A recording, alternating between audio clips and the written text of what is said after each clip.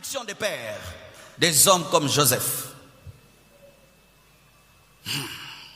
Frères et sœurs, dans le Nouveau Testament, si pendant que tu es assis sur ta chaise, ton père est dans la maison d'un féticheur bien-aimé, prie pour lui pour qu'il se convertisse, mais ne prie pas pour être protégé, parce que rien ne va t'arriver. Donnez-moi la main que j'avance.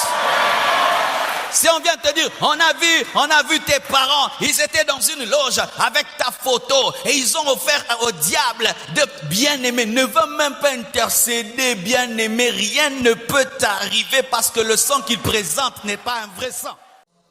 Bien-aimé, malgré que Jésus est venu, tu es sorcier parce qu'il y a un sorcier dans la famille.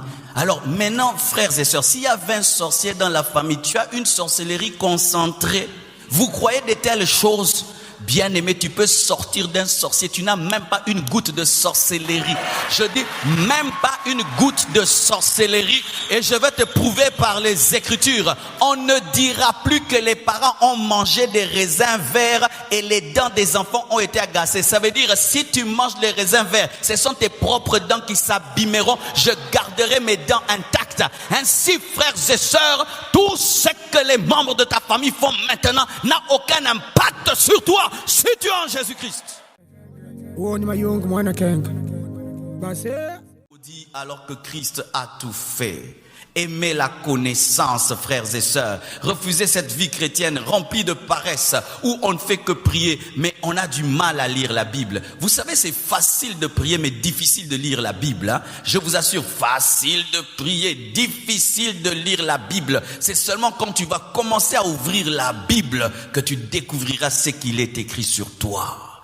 Et je t'assure, si tu ne dépends que de mes méditations, tu ne connaîtras que ce que je connais, alors que des fois, il faut du self. Mais comment se fait-il que malgré tout ce que je dis, il y a des chrétiens qui vivent des malédictions familiales?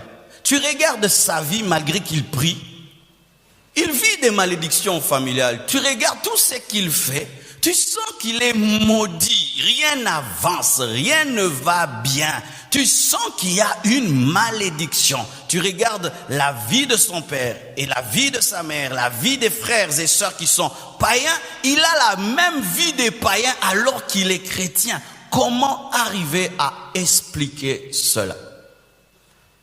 La première chose qui cause cela, c'est l'ignorance.